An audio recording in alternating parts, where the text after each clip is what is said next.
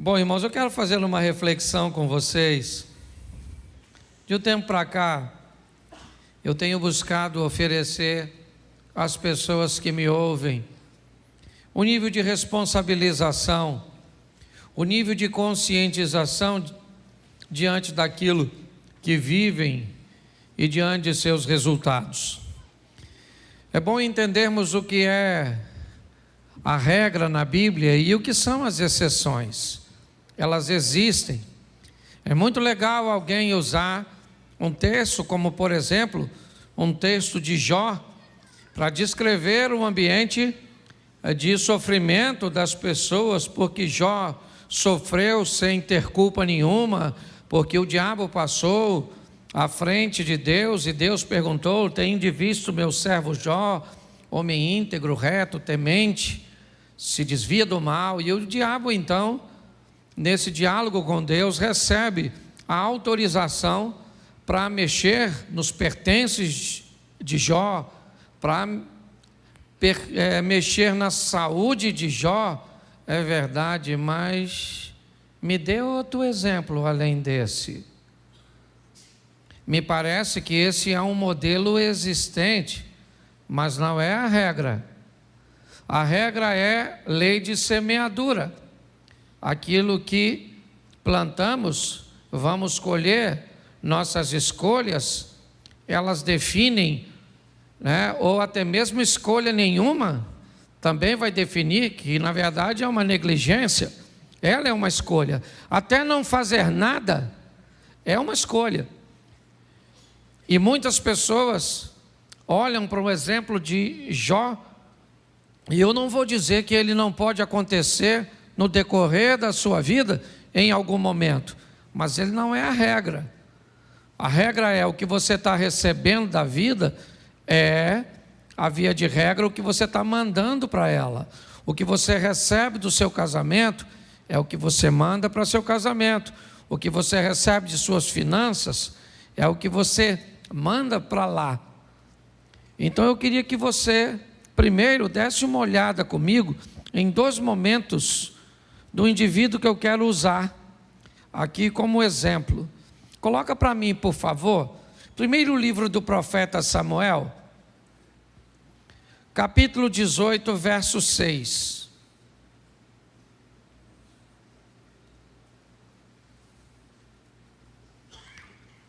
Sucedeu, porém, que vindo eles, quando Davi voltava de ferir os filisteus, as mulheres de todas as cidades de Israel saíram ao redor, ou saíram ao encontro do rei Saul, cantando e em danças, com adufes, com alegria e instrumentos de música. E as mulheres, tangendo, respondiam umas às outras e diziam: Saul feriu seus milhares, porém Davi seus 10 milhares. Preste atenção. Davi está vivendo talvez um dos momentos mais importantes de sua vida. Ele nunca tinha provado uma experiência desse tipo. Primeiro, porque era muito jovem. Segundo, porque era de uma família humilde. Terceiro, porque nunca havia se destacado dessa forma. Nesse momento ele está chegando após a vitória contra o gigante Golias. E essa vitória motivou os soldados que estavam nas fileiras de batalha, e eles correram atrás dos filisteus. E agora, ao chegarem, as mulheres vão ovacionar Davi, elas vão engrandecer o seu nome. Ele vai se tornar grande no ambiente militar. Ele tornou o exército do Senhor um exército respeitado. Mostrou que um menino com uma tiradeira na mão e com um pedacinho de pau foi capaz de vencer a maior oposição. Um ambiente de afronta que já durava 40 dias sem sequer um candidato se apresentar para lutar contra o gigante. Davi vence Golias, ajudado por Deus, certamente, e todos sabiam disso. inclusive Saul, que vai passar a persegui-lo depois dessa data. Põe para mim, por favor, segundo livro do profeta Samuel, capítulo 12, verso de número 15. Bom, aqui nós temos o mesmo Davi. Então Natã foi para a sua casa e o Senhor feriu a criança que a mulher de Urias dera a Davi. E a criança adoeceu gravemente. E buscou Davi a Deus pela criança, jejuou Davi e entrou, passou a noite prostrado sobre a terra. Então os anciãos da sua casa se levantaram e foram a ele para o levantar da terra, porém ele não quis, não comeu pão com eles. Sucedeu ao 7º dia que morreu a criança. Preste atenção, um momento de dor, de perda, de angústia, de sofrimento. Agora Davi vai ter que se levantar e sepultar seu filho. Quem é Davi? O mesmo do capítulo anterior lido. O mesmo rapaz. Agora um homem que foi ovacionado pelas mulheres, que foi respeitado pelos soldados. Agora, seus soldados sabem que ele fez nada menos ou nada mais que nada menos que deitar-se com uma mulher que era esposa de um de seus oficiais. Seu homem de confiança era Urias. Bom, se ele ganha o respeito no capítulo 18 de 1 Samuel, porque defendeu o exército, agora ele perde o respeito, porque se deitou, um cara dissimulado mandou matar o homem, cujo qual ele era o traidor. Deus então disse a Davi, o mesmo Deus que deu vitória a Davi contra gigante, o mesmo Deus que fez com que aquela pedra transpassasse os obstáculos que tinha pela frente e acertasse a fronte do gigante, é o mesmo Deus do capítulo 12, que manda o profeta Natã ir a Davi e dizer para ele tantas desgraças. O seu filho morre, a espada jamais se aparta da sua casa. Você vai ver um filho seu matar o outro, você vai ver um filho seu estuprar uma filha sua. Pare para pensar, Deus está com esse indivíduo ou não? Quando nós olhamos para as vitórias que ele teve, nós descobrimos que Deus está com ele. Quando nós olhamos para as derrotas que ele teve, nós descobrimos que também Deus está com ele, simplesmente não está defendendo. Eu preciso fazer uma reflexão com vocês sobre vida eterna e vida terrena. As pessoas estão misturando tudo. Nós precisamos ter um entendimento que são duas coisas bem distintas, ainda como o Abner citou, elas andem bem atreladinhas. Bom, queremos vida eterna, queremos salvação, então é simples demais. O carcereiro está querendo tirar a sua vida, e Paulo diz, crê no Senhor Jesus e será salvo tu e a tua. Preste atenção, que história é essa? Que coisa doida é essa? O cara crê em Jesus e ele vai ser salvo, eu entendo, mas como é que a casa dele vai ser salva, Abner? Se a salvação é individual. O que a Bíblia está querendo dizer? Que quando eu creio em Jesus, quando eu me torno cristão, eu salvo a minha vida e salvo a vida da minha casa. Será que eu tenho autorização de Deus para salvar a minha casa? Esse negócio virou coletivo? Não! O que a Bíblia está querendo dizer é que quando alguém é salvo de verdade, quando alguém pega a palavra de Deus e coloca na sua vida como regra de fé em prática, é só uma questão de tempo a quem está ao redor dele também seja alcançado. Vamos para o salmista, prepara uma mesa perante mim, na presença dos meus inimigos, unja a minha cabeça com óleo e o meu cálice transborda. Imagine que essa é a nossa mesa, você está sentado aqui e seus familiares estão ao redor, você é esse copo, preste atenção. Esse é Deus, esse é você, seus parentes estão aqui, vamos lá.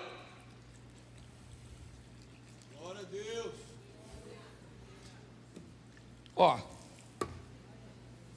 quando você enche, o que está em você molha as pessoas que estão perto de você.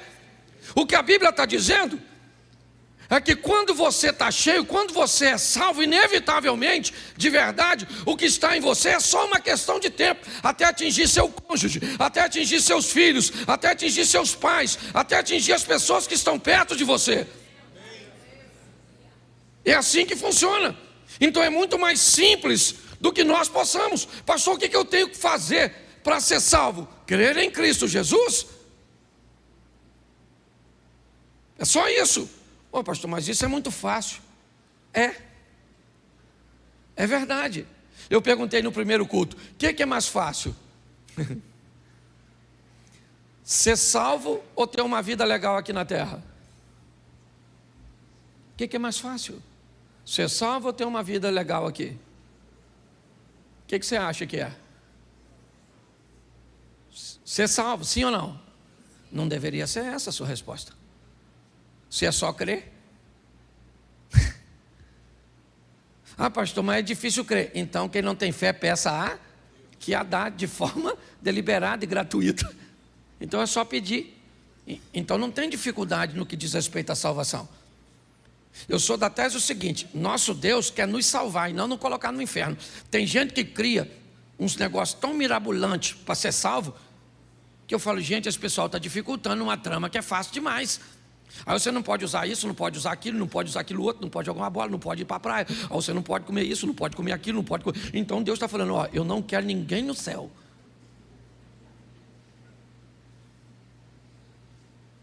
Mano, preste atenção, uma coisa é você facilitar, outra coisa é banalizar. Eu não estou aqui para banalizar a salvação, não é isso, mas eu também não estou para dificultar.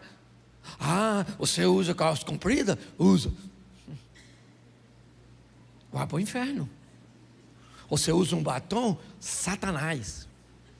Se ele for só brilhante, aí uma área do inferno que não é muito quente. Mas dependendo da cor. Entendeu? Ah, você já notou que tem gente que parece que não quer que ninguém vá para o céu? Aí é só não pode isso, não pode aquilo, não pode aquilo outro. Nós temos que ter cuidado com isso. O que Jesus quer é nos dar a vida eterna, foi para isso que Ele morreu. E a Bíblia é bem clara dizer, se nós cremos em Jesus, nós seremos salvos, sim ou não? Isso aí. Só que crer em Jesus não te dá a vida boa aqui na terra. E é isso que eu quero conversar com vocês. Certo? Quem quer morar no céu, todo mundo está afim. Tem alguém querendo ir para o inferno? Levanta a mão. Mesmo não querendo, tem uns que vão. Eu penso assim, eu dou o meu parecer. Depois você pode avaliar, os teólogos de plantão, fica à vontade, os achólogos também, fique tranquilo. Presta atenção, para mim, para aqueles que já receberam e conhecem Jesus, se você morrer devagar, basicamente ninguém se perde, porque todo mundo vai para onde sabe o endereço. Ficou doente, a morte começou a aparecer que alguém vai apagar o interruptor. Você já falou, meu Deus do céu, tem misericórdia da minha vida, perdoa todos os meus pecados. Você pede perdão até do pecado que não tem. Senhor, perdoa o que eu vou fazer amanhã. Entendeu? O problema é a morte súbita. Infartou, aí não dá tempo mais não, maluco. Aí quando você viu, já está do outro lado. Caraca, morri. Morreu, para onde eu vou? Já sabia desde lá. Ok? Então para mim é mais fácil ser salvo. Eu, por exemplo, eu não tenho medo de morrer, eu tenho medo de dor. Aliás, eu acho que isso é uma coisa de todo homem. É ou não é? Mulher já nasceu preparada para dor. Homem é frouxo quando o assunto é dor. Mulher se corta toda para ficar bonita. Homem, qualquer corte para ele é feio. Certo? Quantos homens aqui já fizeram? Deixa eu fazer uma pesquisa de campo. Se você fosse ter um filho homem, você preferiria normal ou cesárea? Desgracei a vida do homem. Porque qualquer uma das duas opções dói. Não é? Ele diz assim, eu preferia ser estéril. Era a preferência do homem. Certo? Quantas mulheres aqui já fizeram uma cirurgia plástica básica de qualquer natureza para ficar mais bonitinha? Por gentileza, manifeste-se agora. Levanta a mão, por gentileza. Glória a Deus. Glória a Deus. Deus abençoe a senhora. E se tiver que fazer mais, faça. Quantos homens aqui já fizeram alguma cirurgiazinha plástica para ficar mais bonitinho? Levante a mão, por gentileza. Já notou que não é regra, é exceção. Lembra do começo da mensagem? Porque pra gente esse negócio de doer não é com a gente, é ou não é? Uma mulher com 39,5 de febre, ela levanta de manhã, bota as crianças para o colégio, faz comida, bota o marido para trabalhar, paga as contas, volta, arruma a casa toda, pega as crianças, faz amor com o marido à noite, toma um antitérmico e vai dormir. Seu marido 37,5. Dá uma tonteira nele, a boca fica amarga, ele já mandou avisar todo mundo que não vai trabalhar e possivelmente a morte está rondando a vida dele. E já começa a dar senha de banco. É ou não é? A verdade é essa, querido. Eu preciso mostrar a você algo muito simples, mas que às vezes nós complicamos. Quando o assunto é vida eterna, é fácil. É crer em Cristo, ok? Temer a Deus e crer em Jesus Cristo nos dá direito à vida eterna. Porém, viver aqui na terra é mais complicado. Por quê? Porque nós vivemos debaixo de uma lei, a lei da semeadura. Se você gosta ou não dela, ela foi criada pelo soberano Deus. Então Ele estabeleceu, e se você concorda com ela ou não. Por favor, pecados podem ser perdoados e anulados pelo sangue de Jesus. Erros precisam ser colhidos por nós aqui na terra. Deus não está aqui para consertar seus erros.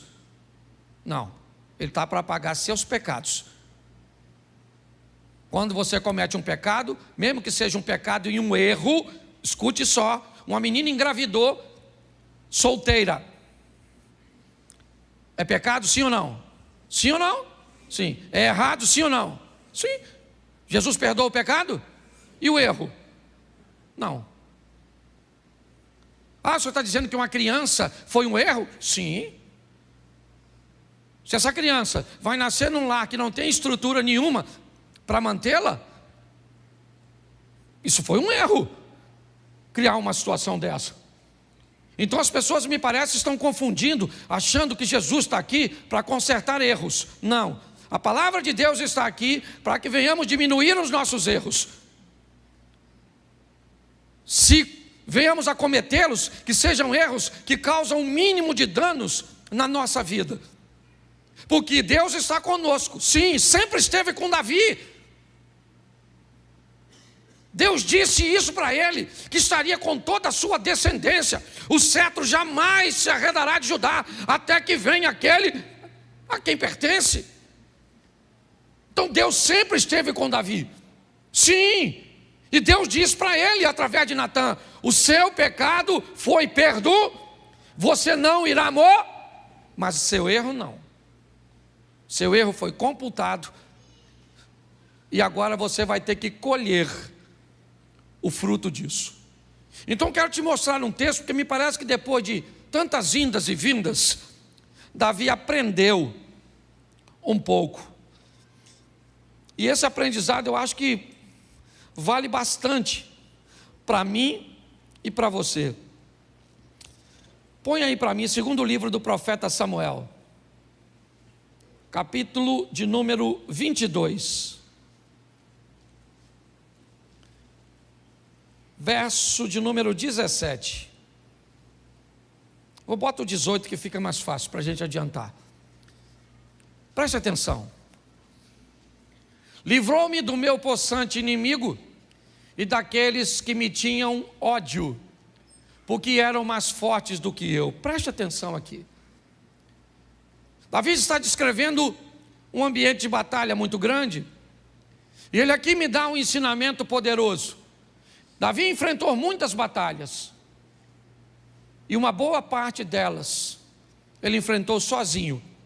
Ele enfrentou com seus soldados, com a sua estratégia militar, com sua força.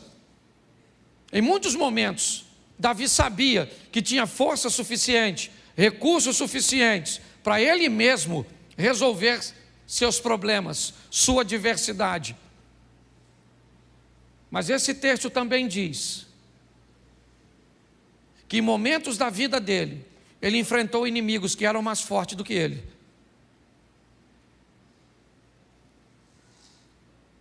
Em momentos da vida dele, ele teve que lidar com desejos que foram superiores às suas vontades. Davi sabia que problemas que ele podia resolver, ele ia lá e resolvia. Mas ele olhou para a vida e diz: quando um possante inimigo vinha na minha direção, e ele era mais forte do que eu, presta atenção no verso 19, olha só, encontraram-me no dia da minha calamidade. Não era apenas um inimigo mais forte, era um inimigo que buscou uma ocasião oportuna. Era um inimigo que se aproveitou do momento em que eu não estava muito bem. Porque a vida é feita de altos e baixos. Por que é que você acha que a vida, e a Bíblia diz que é melhor serem dois do que um? Porque quando um cai, se pressupõe que o outro está de pé. Que quando um está trabalhando, se o outro chegar, o trabalho rende mais. O que a Bíblia está dizendo é: se nós tivermos alguém perto de nós, provavelmente esse alguém não vai estar no mesmo momento, passando pela mesma situação que nós, ou às vezes mesmo que esteja, ele seja capaz de ter mais força do que nós, e nós podemos pedir a ele ajuda, ou menos força do que nós, e nós poderemos sair em socorro. Mas o que ele está dizendo é que esse inimigo, ele é mais possante, diz o verso 18, volta no 18 por favor. Ele é possante, ok? Ele vem com ódio, ele é mais forte do que eu, verso 19, e ele procura um momento que eu não esteja bem. Apesar de tudo isso, Davi diz uma coisa: o Senhor se fez meu esteio. O inimigo veio do jeito que ele quis vir, aproveitou o melhor momento contra mim, mas ele teve que lidar com uma coisa, com alguém que me amparava, e esse alguém era Deus. É isso que ele está escrevendo. Vamos ver por quê. Porque a gente precisa entender porque é que esse cara recebe o apoio de Deus, o esteio veio para ele e não vem para mim e para você. Porque é que ele tem apoio aí, é muito romântico e bonitinho. Eu leio na Bíblia que Deus vai socorrer um camarada, mas aí o Deus da Bíblia não é o Deus da Bíblia de hoje. Então por que é que esse Deus de Davi não vem me socorrer? O que Davi tem melhor do que eu? Se o Novo Testamento diz que Elias era um homem sujeito às mesmas paixões que nós, e eu posso transferir isso para Davi. Davi não tinha nenhuma vantagem sobre mim e nem sobre você. Então que história é essa de um Deus que vira esteio desse camarada no momento de calamidade dele, no momento de um ataque de alguém que é mais forte, certo? Do ataque de alguém que está odiando, e nós vivemos tudo isso. Cadê Deus? Vamos descobrir se tem alguma coisa que nos diferencia de Davi, porque talvez tenha. Porque é muito legal você ler o texto, né, na carta dos Filipenses. Porque Deus, segundo as suas riquezas, retribuirá em glória. É muito legal. A diferença é só o seguinte: quando você lê esse texto, lembre-se para quem ele foi escrito. Ele não foi para você, ele foi para os filipenses. Paulo está dizendo que os filipenses merecem receber de Deus uma recompensa pelo que fizeram, e não sou eu nem você. Pô, pastor, então o senhor está dizendo que esse texto não é para mim? Não, é para os filipenses. Mas você pode fazer parte dele se você fizer a mesma coisa que os filipenses fizeram.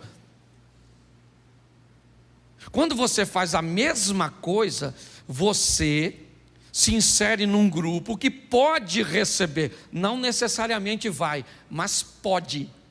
Dá a você o direito de ir para o trono e falar com Deus, repetir um comportamento daquele cujo qual aprendi na tua palavra, Senhor. Eu não sei se você já fez essa oração.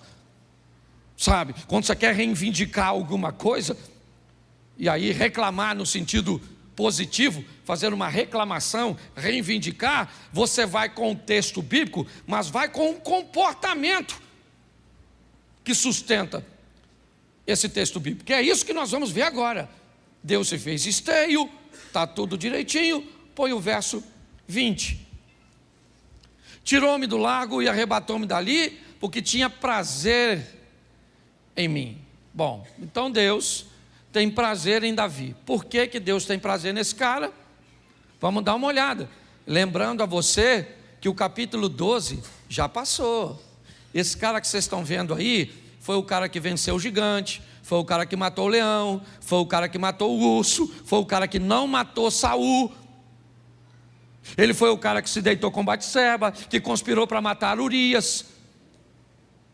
Esse camarada aqui cometeu erros e acertos ao longo de sua vida, mas o capítulo 12 ficou para trás de 2 Samuel. O 17 e o 18, então o 16, onde a história dele começa, está anos atrás. Ele tem que aprender alguma coisa com a vida. E quando ele diz que Deus tem prazer nele, presta atenção, porque o texto seguinte já foi: recompensou-me o Senhor conforme a minha justiça. Aqui Davi começa a dizer que estilo de vida ele está vivendo agora. Davi começa a dizer que Deus está dando para ele, ou aliás, sempre deu para ele o retorno do que ele estava mandando para Deus. É como se você estivesse vivendo diante de um espelho, e cada movimento que você faz aqui, o espelho repete lá. Davi está dizendo o seguinte: o Senhor me recompensou conforme a minha justiça, não a sua justiça. Deus não te recompensa segundo a justiça dele. Deus está para te recompensar segundo a sua justiça. É lei de semeadura. Como você vive, como você procede, é exatamente o que volta para você. É isso que ele está dizendo. O Senhor me recompensou. Como? Com a minha justiça. Por quê? Porque você venceu o gigante quando estava alinhado com Deus. Por quê? Porque você enterrou seu filho quando estava desalinhado com Deus. Quem é que está na sua vida? Deus. Para te dar o quê? O que você merece segundo a sua justiça. Pastor, mas eu não posso estar vivendo uma injustiça. Claro que pode, desde que essa injustiça entre na história do Jó, onde você está vivendo um momento que seja de provação. Se esse é seu momento, levante sua cabeça, segure a onda como fez Jó. Nu saí, nu eu volto, louvado seja o nome do Senhor, recebi o bem de Deus, por que não receberia o mal? E se é um cara íntegro, correto, equilibrado, recebendo, os amigos dele vão visitá-lo, e qual é o discurso? O que você fez de errado? Ele disse: eu não fiz nada de errado. Tem que ter feito, porque na cabeça de algumas pessoas, você não pode sofrer que tem pecado. Não, existem momentos bem isolados, que seu sofrimento não tem nada a ver com isso. Mas entenda bem, ele é bem isolado. Pare de dizer, quando alguém estiver falando, essa aqui, esses dias, falou: Cláudio, se você souber o que estão falando a nosso respeito.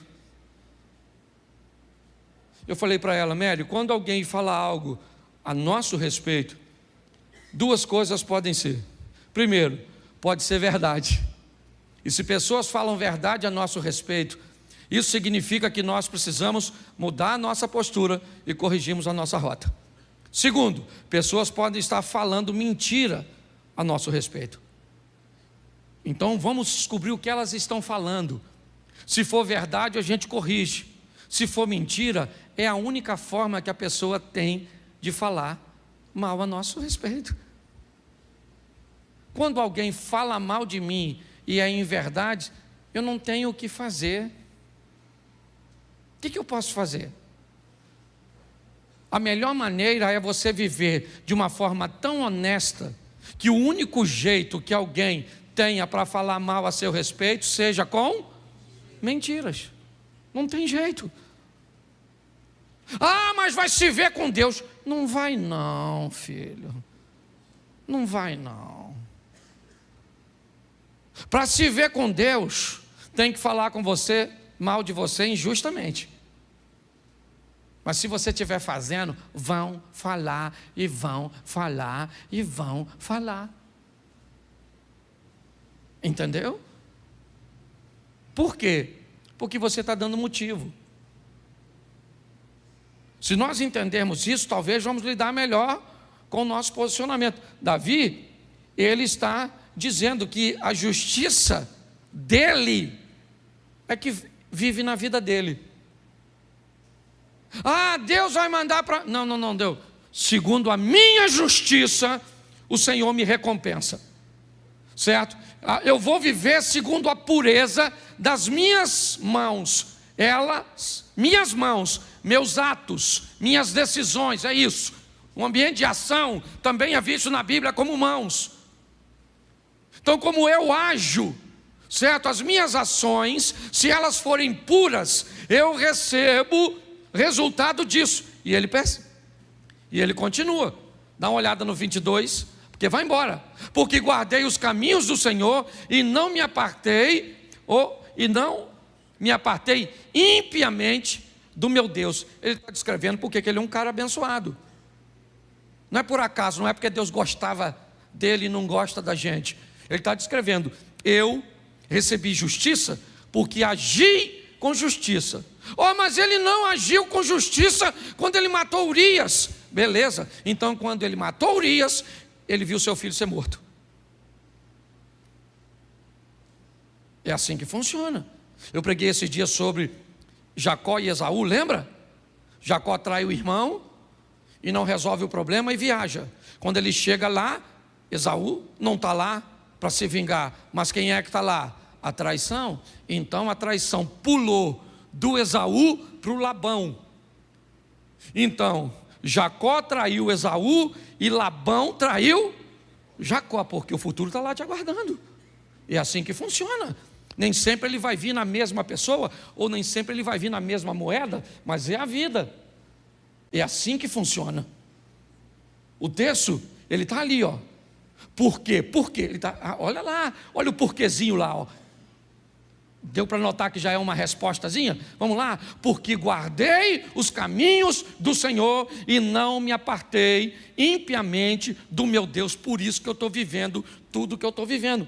É Davi. Olha o que ele diz no 23.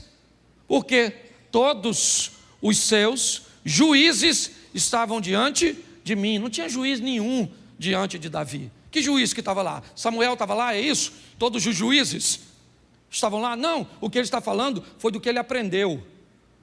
O certo. O que ele diz? O certo está sempre diante de mim. Quando eu faço alguma coisa que é errada, eu tenho um juiz, que são os estatutos, para eu não me desviar dele, que é aquela mãozinha do Espírito Santo narrada por o profeta Isaías. Então ouvirei uma voz que dirá por trás de mim: este é o caminho, andai nele, não se desviai nem para a direita e nem para a esquerda. É Deus o tempo inteiro buscando corrigir nossa rota. Está aqui, ó, está aqui. Se eu posso olhar para onde devo ou não devo, se eu posso falar ou não falo, se eu posso mexer ou não mexer, se eu posso fazer ou não fazer, está tudo aqui. Os estatutos estão diante de nós. Os juízes estavam diante de mim o tempo inteiro. E aí, seus juízes traziam seus mandamentos, seus estatutos, dos quais eu não me desvi, pelo menos agora. Antigamente se desviou sim. Que negócio é esse desse camarada vir dizer que é um santinho, que é alguém que não comete erros? Dos seus estatutos eu não me desviei. Ele poderia encontrar com Simei, ou com daqueles que conheciam o seu passado, diziam: meu irmão, eu conheço você, em 1992 você fez isso. Ele falou: meu irmão, mas nós estamos em 2022, eu não sou a mesma pessoa que era antes, estou andando com Deus já faz tempo. Naquela época eu já estava andando com Deus, mas não na intensidade que eu estou andando hoje. Naquela época eu ainda fazia, eu ainda falava, eu ainda sofria consequências. Hoje não. É o que ele está dizendo: dos seus e de seus estatutos eu não me desviei. Mas isso é capítulo 22. Não queira ler esse texto aqui, sem antes conhecer a história do cara que escreveu. E ele continua dizendo, vamos lá, ele vai repetir novamente: porém fui sincero perante ele, e guardei-me da minha iniquidade. Isso, Davi está falando de fraquezas, mas não está falando mais de fracasso. Preste o que ele diz: eu fui sincero. Sincero. O que é sinceridade? É dizer a verdade. Eu estou sentindo, eu estou sentindo. Eu estou legal, eu estou legal. Eu não estou legal, eu não estou legal. Eu estou fraco, eu estou sentindo isso e não deveria sentir. Mas presta atenção de quem ele guarda. Ele não está se guardando dos outros, ele está se guardando dele mesmo, de seu desejo. Guardei-me da minha iniquidade. Eu gosto dessa responsabilidade. Por que ele traiu Urias com Batseba? Por quê? Quem é que foi o culpado de Davi trair Urias? Vamos culpar quem? Abigail? Vamos culpar quem? Mical?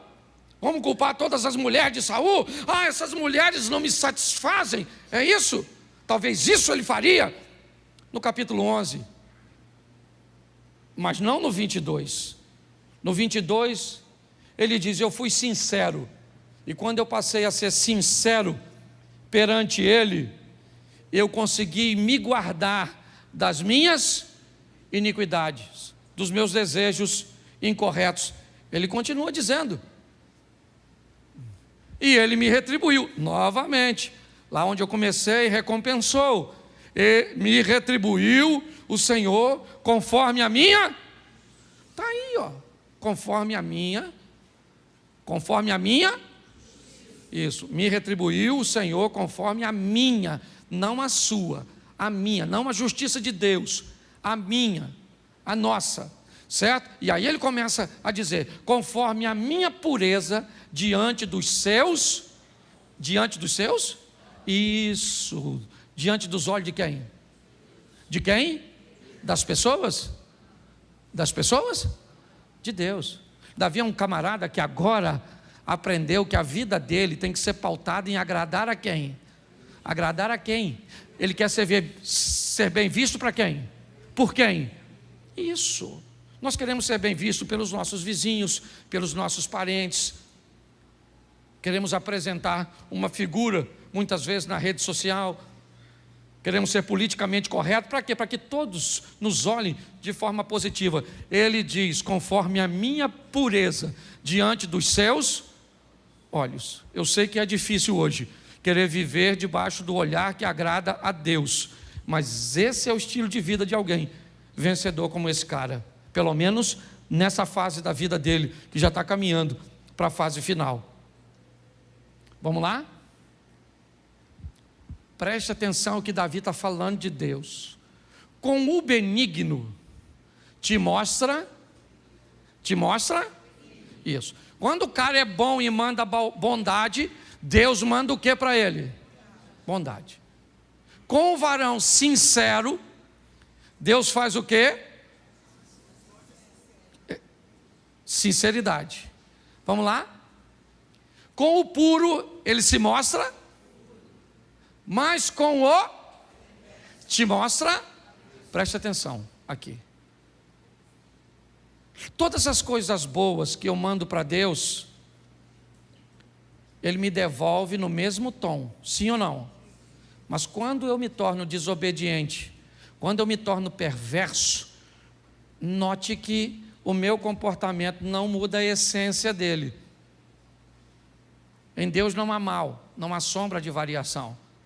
Quando o texto diz: mas com o perverso te mostra avesso, o que o texto quer dizer é apenas o seguinte: se eu fiz justiça Bom, eu mandei justiça e o Eliezer quer ser injusto comigo. Vamos lá? Ramã, o tio da rainha Esther, ele manda justiça para a vida, sim ou não? Sim ou não? Sim. Né? Mordecai manda para ele o quê? Injustiça, sim ou não? Quem é mais poderoso, Ramã ou Mordecai? Mordecai. Quando Ramã manda justiça e Mordecai manda injustiça, quem é que entra? Deus. E Deus faz a injustiça virar e pronto. Quando você está alinhado com Deus, você faz o bem e alguém quer te mandar o mal, Deus transforma o mal em bênção. Mas Deus não transforma o mal em bênção quando você manda o mal. Ah, mas se eu me arrependi do mal que mandei, entra no céu. Mas colhe o efeito do mal. Por isso o texto diz que todas as coisas boas, você mandou pureza, vem pureza. E se alguém tentar de forma incorreta, Deus entra com providência. Mas quando chega no cara que é perverso, mal, não tem jeito. Eu mandei maldade, Deus faz o quê? Continua onde sempre, no controle de todas, só não se mete. Poxa, pastor, não concordo com isso. Beleza, os caras vão jogar os 3 amigos de Daniel na fornalha. Lembra? Sadraque, Mesaque e Abednego, Ananias, Misael e Azarias. Eles morreram? Os 3 rapazes? E os caras que foram jogar ele? Morreram ou não? Morreram ou não? Sim. Ué. Vamos lá? Jogaram Daniel na cova dos leões. Beleza. Daniel morreu? Os caras que conspiraram contra Daniel, quando entraram na cova, o leão matou? Vamos lá. O povo está atravessando o mar. Eles morreram afogados? Os egípcios que vêm atrás morreram? Era gente. Do mesmo jeito. Dá para você entender isso? Você quer fazer separação entre o povo de Deus? Faça, fique à vontade. Só estou te mostrando que sempre tem 2 grupos: dos alinhados e dos desalinhados. É só isso. O tempo inteiro Deus está querendo falar isso comigo e com você. Que estilo de vida você quer? Ah, pastor, mas Deus é amor. Beleza.